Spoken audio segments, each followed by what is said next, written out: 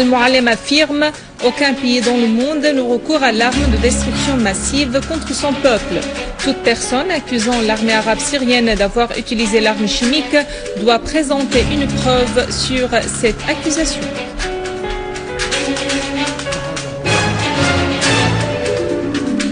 Al-Muallem insiste « Nous avons deux options.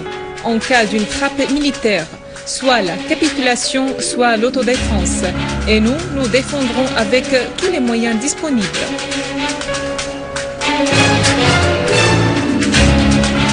La Russie et l'Iran mettent en garde contre toute intervention militaire en Syrie, car ses conséquences seront catastrophiques et ne se limiteront point aux frontières syriennes.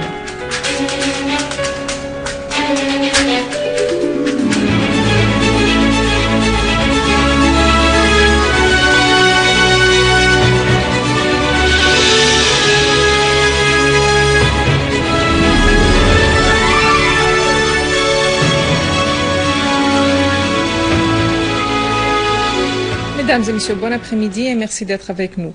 Le vice-premier ministre et ministre des Affaires étrangères et des expatriés, Walid Al-Muallem, a précisé qu'il n'existe aucun pays dans le monde qui utilise les armes de destruction massive contre son peuple. Al-Muallem a affirmé au cours d'une conférence de presse tenue cet après-midi que ceux qui accusent l'armée arabe syrienne d'utiliser les armes chimiques doivent tout d'abord fournir des preuves sur leur accusation à l'opinion publique dans le monde. Al-Muallem a ajouté que le secrétaire d'État américain John Kerry l'a contacté jeudi dernier après 2 ans et demi de silence et qu'il a été ouvert dans ses propos. Je lui ai assuré que notre intérêt national est dans la révélation de la vérité concernant l'attaque contre les civils à Al-Ghouta, a dit Al-Muallem, rappelant que la Syrie a accepté immédiatement de fournir toutes les facilités et assurer la sécurité de la mission d'enquête sur l'usage d'armes chimiques en Syrie sans aucun délai. Les observateurs n'ont pas demandé au début de se rendre à Al-Ghouta Est, alors que c'est la soi-disant coalition de l'opposition qui a choisi 4 sites à être inspectés par les observateurs des Nations Unies. Et ce sont les observateurs qui ont décidé de se rendre dans les secteurs contrôlés par les groupes armés, a insisté Al-Muallem. Le ministre des Affaires étrangères et des expatriés a ajouté que lorsque les observateurs onusiens sont arrivés à Jobar, leurs voitures ont été prises pour cible, car les groupes terroristes ont refusé de garantir leur sécurité. Cela prouve que nous sommes déterminés à assurer leur sécurité que les terroristes ne respectent pas, et c'est ce que le secrétaire d'État américain doit savoir, a souligné Al-Muallem. Il a également précisé que les Occidentaux ont voulu accuser la Syrie d'utiliser des armes chimiques pour se donner un prétexte d'attaquer la Syrie. Mais si ces campagnes médiatiques ont pour objectif d'intimider les Syriens, ils se tromperont évidemment. Et je les défie de donner des preuves réelles sur leurs allégations. Al-Muallem a affirmé qu'au cas où ils décident d'intervenir militairement contre la Syrie, nous serons devant 2 choix, soit de nous rendre, soit de nous défendre. Il a d'ailleurs évoqué une coordination quasi quotidienne, qu'une coordination quasi quotidienne existe au niveau politique avec la Russie, avec laquelle on a des liens historiques, ajoutant que la résistance de la Syrie fait aussi partie de la coordination avec l'Iran. Les Occidentaux savent très bien que les événements qui se produisent depuis 2009 en Irak et en Syrie sont les conséquences de leur politique visant à porter un coup mortel à Téhéran, a dit Al-Muallem. Nous avons douté, a ajouté Al-Muallem, des intentions de Washington dès le début de la tenue de la conférence de Genève, puisque les États-Unis, qui ne veulent pas une solution politique à la crise syrienne en raison de son soutien inconditionnel à Israël.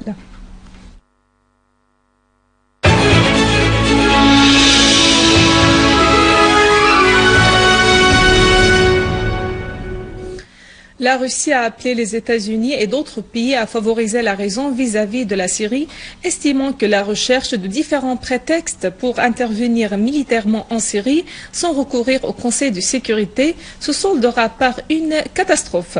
Réagissant à la décision des États-Unis d'annuler la 2e réunion prévue demain à La Haye avec la Russie, le porte-parole du ministère russe des Affaires étrangères, Alexandre Loukachevitch, a fait savoir que les tentatives de dépasser une fois de plus le Conseil de sécurité en créant des prétextes infondés pour intervenir militairement dans la région causeront une nouvelle souffrance en Syrie et auront des conséquences graves sur les autres pays dans la région. Lukashevich a appelé les responsables américains et la communauté internationale à respecter la loi internationale et les principes fondamentaux de la Charte des Nations Unies, soulignant la nécessité de tenir la conférence internationale sur la Syrie. Pour sa part, le vice-ministre russe des Affaires étrangères, Gennady Gatilov, a exprimé le regret de son pays quant à la décision de Washington d'annuler la rencontre bilatérale de La Haye, affirmant l'importance de déployer tout effort possible en vue de parvenir à un règlement politique de la crise en Syrie.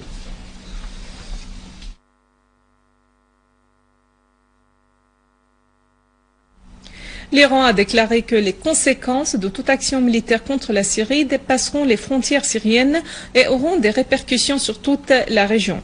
Le porte-parole du ministère iranien des Affaires étrangères, Abbas Araghchi, a considéré que toute intervention militaire en Syrie servira les intérêts de l'entité israélienne, expliquant que son pays mène d'intensifs contacts pour contenir la crise qui ne peut être résolue que par le dialogue. Araghchi a souligné que ce sont les gangs terroristes armés qui ont utilisé les armes chimiques en Syrie, affirmant l'existence de preuves tangibles sur ces faits. En ce qui concerne la visite à Téhéran du secrétaire général adjoint des Nations Unies pour les affaires politiques, Jeffrey Feltman, Araghchi a expliqué qu'elle s'inscrit dans le cadre des efforts déployés pour la tenue de la conférence internationale sur la Syrie, réitérant ainsi la position de son pays contre toute action militaire contre la Syrie qui s'étendront à toute la région du Moyen-Orient.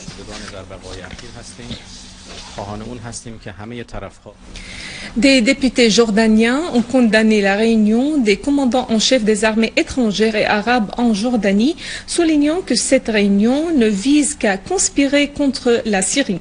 Dans un communiqué, nombre de députés, de politiciens, de journalistes, de personnalités syndicales et de militaires à la retraite ont appelé tous les honnêtes, en particulier l'armée jordanienne, à intervenir pour interdire le complot ayant pour but de faire impliquer la Jordanie dans l'agression contre la Syrie.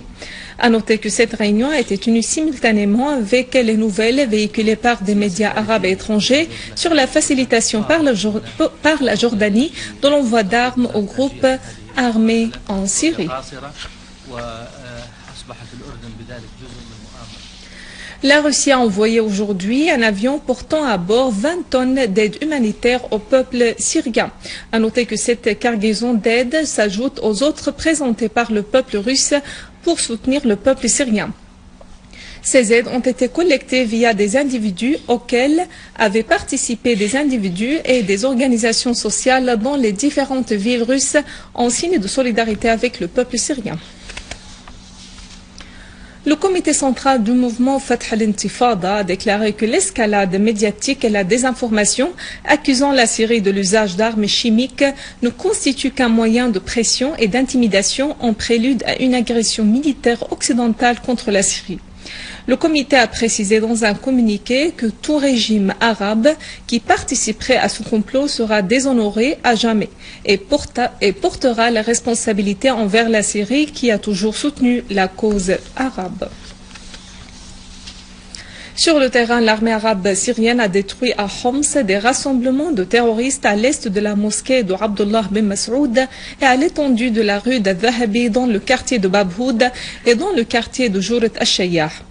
Dans la banlieue du gouvernorat de Homs, l'armée arabe syrienne a éliminé des terroristes à Houch Shamsi et Houch Abada dans la région d'Assan. L'armée arabe syrienne a également tué nombre de terroristes et blessé d'autres à proximité de la poste et de la mosquée d'Al-Mahmoud al-Rastan et au rond-point à Taldaoua. Elle a d'ailleurs détruit un lance-roquette appartenant aux terroristes près de la maison de retraite à l'est de Talbissa. Avant de clore ce journal, un rappel des principaux titres. Al-Muallim affirme « Aucun pays dans le monde ne recourt à l'arme de destruction massive contre son peuple. Toute personne accusant l'armée arabe syrienne d'avoir utilisé l'arme chimique doit présenter une preuve sur cette accusation. »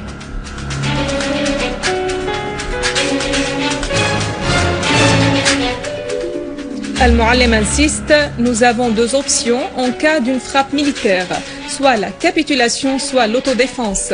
Et nous nous défendrons avec tous les moyens disponibles.